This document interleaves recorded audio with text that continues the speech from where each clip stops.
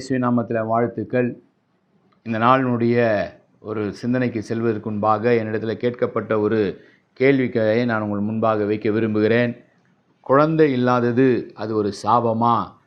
திருமணமாகியும் குழந்தை இல்லையே என்ற ஒரு கேள்வி எனக்கு முன்பாக ஒரு குடும்பத்தார் வைக்கும் பொழுது அவர்களுக்கு சொன்ன அந்த வார்த்தையை இந்த நாளில் வாசிக்கிறேன். ஏசாயா தீர்க்கதரிசன புஸ்தகம் 54வது அதிகாரம் முதல் வசனம் இப்படியாக சொல்லப்படுகிறது: பிள்ளை பெறாத மலடியே மகிழ்ந்து பாடு, கர்ப்ப வேதனை படாதவளை கம்பீரமாய் பாடி ஆனந்த சத்தமிடு. ஒருவேளை உலகம் நம்மை பார்த்து குழந்தை இல்லையே, உங்களுக்கு அந்த ஆசீர்வாதம் இல்லையே, ஏன் இது உங்களுக்கு சாபம் என்று உலகம் ஒருவேளை உங்களை குற்றம் சாட்டி கொண்டிருக்கலாம். உலகம் உங்களை காயப்படுத்தி கொண்டிருக்கலாம். அப்படி குழந்தை மாத்திரமல்ல, ஏதோ ஒரு ஆசீர்வாதம், ஏதோ ஒரு காரியம், உங்கள் வாழ்க்கையில் இருக்கிற குறைகளை இந்த உலகம் நம்ம வாழ்க்கையில் இருக்கிற நிறைவுகளை பார்த்து நம்மை பாராட்டாது.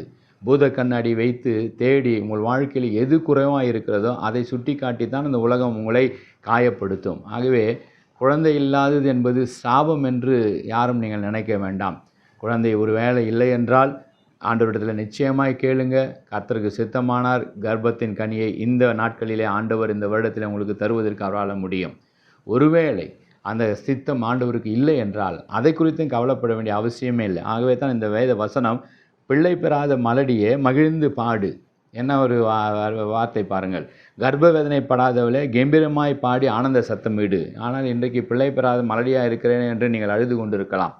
பிள்ளை கர்ப்ப வேதனை படாதவளாக நான் இருக்கிறேனே என்று நீங்கள் புலம்பிக் கொண்டிருக்கலாம். கவலையே படாதீங்க. ஆகவே தான் ஆபக்கூக்கில் அழகாக அந்த தீர்க்கதரிசி எழுதி வைத்திருக்கிறான். அத்திமரம் துளிர் விடாமல் போனாலும், ஆட்டு மந்தையில் கிடை இல்லாமல் போனாலும், திராட்சை செடியில் பழம் இல்லாமல் போனாலும் நான் கர்த்தருக்குள்ளே மகிழ்ச்சியாக இருப்பேன், தேவனுக்குள்ளே நான் களி கூர்ந்து கொண்டே இருப்பேன். ஆகவே உங்கள் குறைகளை குறித்து புலம்பிக் கொண்டிருக்காதீங்க. ஒருவேளை அது மாற்றக்கூடாத குறையாக இருந்தால் ஆண்டவரால் மாற்ற முடியும்.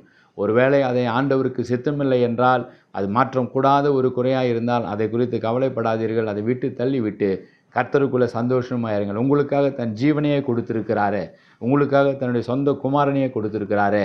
அந்த காட்டிலும் நமக்கு வேறு என்ன ஆசீர்வாதம் வேண்டும்? ஆகவே அது சாபம் அல்ல.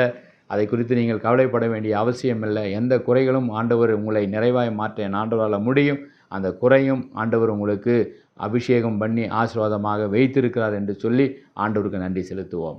ஜெபிப்போம். அன்பின் பிதாவே, எங்கள் வாழ்க்கையில் உள்ள குறைகளை இந்த உலகம் சுட்டி காட்டி எங்களை வேதனைப்படுத்துகிறது.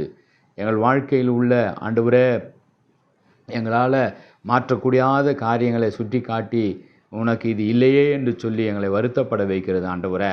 ஆனால் உமக்கு சித்தமாக இருந்தால் ஆண்டவரே அதை நீர் மாற்றுகிறீர். ஒருவேளை உமக்கு சித்தம் இல்லை என்றாலும் அதை குறித்து நாங்கள் கவலைப்படாதபடி கர்த்தர் என்னோடு இருக்கிறார். நித்திய ஜீவனை நோக்கி, பரலோகத்தை நோக்கி நாங்கள் ஓடிக்கொண்டிருக்கிறோம். கர்த்தரை பெற்றுக்கொள்வதே உலகத்தில் இருக்கிற ஆசீர்வாதங்கள் எல்லாம் பெரிய ஆசீர்வாதம்.